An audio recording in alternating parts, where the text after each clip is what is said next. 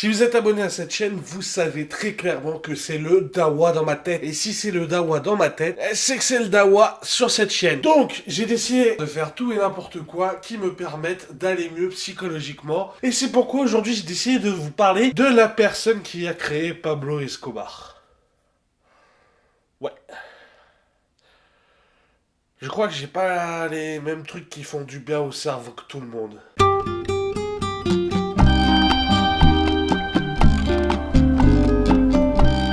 On change un peu le mode lumineux et on commence l'histoire. Griselda Blanco est née le 15 février 1943 à Carthagène en Colombie. À 3 ans, elle déménage avec sa mère à Medellín dans une petite cabane au cœur des favelas colombiens. Vivant dans une pauvreté extrême, genre vraiment pauvreté extrême. La cabane n'a ni sanitaire, ni eau courante, ni électricité. Griselda et sa daronne se retrouvent en plein milieu de guerres, d'assassinats et de cadavres, ce qui est monnaie courante dans les favelas colombiens. Vers l'âge de 6-7 ans, elle et les autres enfants ont quasi pour seule occupation de creuser des trous dans le sol pour enterrer les cadavres qui s'amoncellent dans les rues de son quartier. Quelques années plus tard, les choses deviennent sérieuses. À l'âge de 11 ans, elle commet son premier vrai crime. Le gang qui l'a recruté décide de kidnapper l'enfant d'une famille riche des beaux quartiers de Medellín. Malheureusement, la famille n'ayant probablement pas remarqué l'enlèvement de l'enfant, une décision est prise. Griselda, armée d'un revolver, a mis une balle dans la tête entre les deux yeux du pauvre gamin. Suite à ça, sa vie ne s'améliore pas et je dirais même qu'elle empire. Sa mère alcoolique et autoritaire lui mène une vie dure et pénible. Après une dernière dispute, un soir d'orage, Griselda décide de quitter la maison et de s'enfuir à l'âge de 14 ans. Encore mineure, seule et sans argent, elle commence à voler pour se nourrir et vivre. Avant de commencer la prostitution jusqu'à ses 20 ans, année où elle rencontrera son premier mari. Carlos Trujillo. Excusez mon accent. Avec lui, elle aura la chance d'avoir 3 enfants, Osvaldo, Dixon et Huber. Malheureusement, l'amour ne brille pas sous les étoiles pour les petits tourtereaux. Le corps de Carlos est allongé sur le sol inerte. Griselda, une arme fumante à la main, lui aura mis une balle dans la tête, suite à une dispute. Quelques temps plus tard, elle rencontrera celui qui va devenir son deuxième mari, Alberto Bravo, qui aura la responsabilité de lui apprendre les ficelles du métier de dealer de drogue. Quelques mois plus tard, après avoir déménagé dans le Queens à New York, la famille devient millionnaire grâce à la vente et au recel de drogue, révolutionnant au passage le principe de la mule, allant même jusqu'à demander à une couturière colombienne de fabriquer des poches dans les bonnets des soutiens-gorge et ainsi passer 1 tonne de cocaïne toutes les 3 semaines. Elle devient alors la grande patronne des dealers / mafieux de New York. Depuis Miami, elle augmentera son pouvoir et sa fortune. 1500 dealers travaillent sous ses ordres. Une fortune estimée à 500 millions de dollars qu'elle doublera extrêmement, très rapidement, devenant ainsi milliardaire.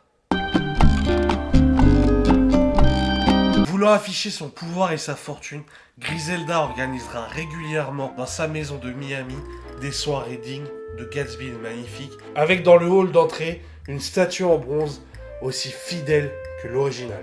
Et en invité, tout le gradin de la pègre est présente. Et nul autre que son jeune protégé, son fils spirituel. Je vous le donne dans le mille.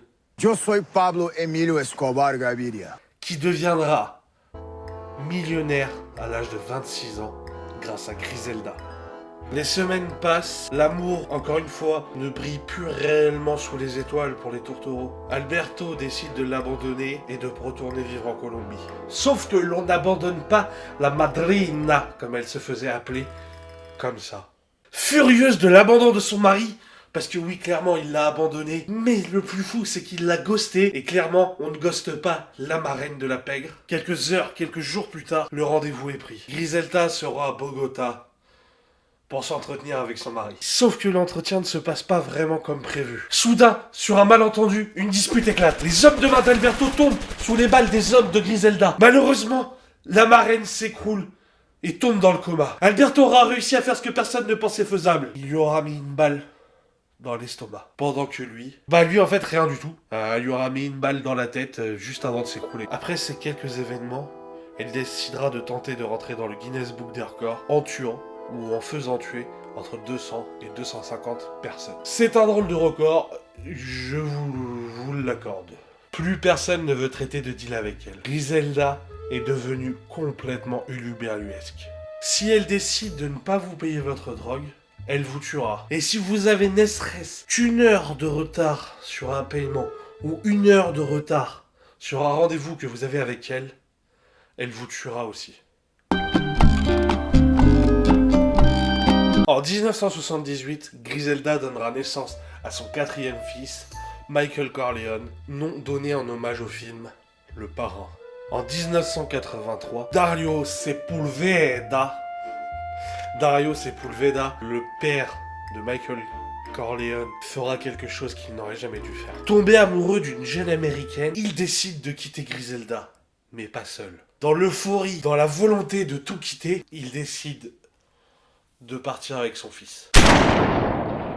Dario, assis au volant de sa voiture, s'est pris une balle dans la tête. À l'arrière, Michael Corleone, sous le choc de la vision qu'il vient d'avoir de son père, s'étant pris une balle dans la tête. Plusieurs policiers colombiens corrompus sont autour de la voiture, armes en joue, à attendre de savoir si la première balle aura suffi à tuer Dario ou non.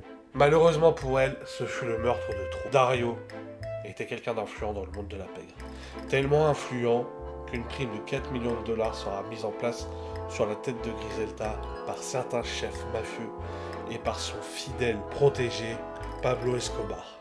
Escobar n'en pouvait plus de vivre dans l'ombre de Griselda et surtout avait peur de ces changements perpétuels d'humeur. Fin 84, par peur de ses ennemis de plus en plus nombreux, elle décide de déménager à Los Angeles. Sauf que malheureusement pour elle, le 20 février 1985, elle est arrêtée chez elle avec ses enfants par la DEA. Elle écopera une peine minimale de 13 ans d'emprisonnement. Mais vous vous doutez bien qu'une simple arrestation ne suffira pas à arrêter la Madrina. Depuis le téléphone de la prison, elle continuera à gérer son petit business Pantilou-Bilou et à sortir plus de 50 millions de dollars de fortune par an.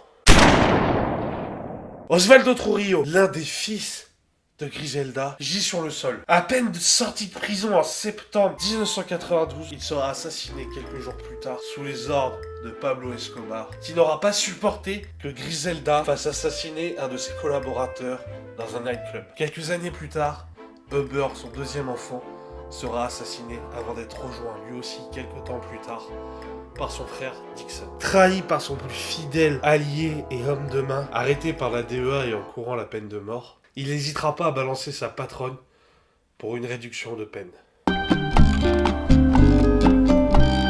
Griselda sera poursuivie pour le meurtre de 3 personnes, dont un enfant de 2 ans. Et bien évidemment, elle risquera la chaise électrique en 1994. Pris dans la panique et ne sachant pas quoi faire, elle décide de mettre au point un plan complètement uluberluesque. Elle décide de faire ce que tout le monde déciderait de faire dans ce genre de situation ou pas. Elle décide de mettre en place l'enlèvement du fils de JFK, l'ancien président des États-Unis décédé. Bien évidemment, aucun mal ne lui serait fait, il serait relâché contre une rançon de 5 millions de dollars et la certitude des abandons des poursuites contre Griselda. Bien évidemment, digne des plus grandes séries télévisées américaines, l'enlèvement échouera par une petite patrouille de police qui passait par là dans le quartier. En 1998, son fidèle homme de main et seul témoin des 3 meurtres fera échouer le procès contre Griselda sans le vouloir. On découvrira plus tard que dès le début des poursuites contre lui et Griselda, il aura eu une relation avec l'une des secrétaires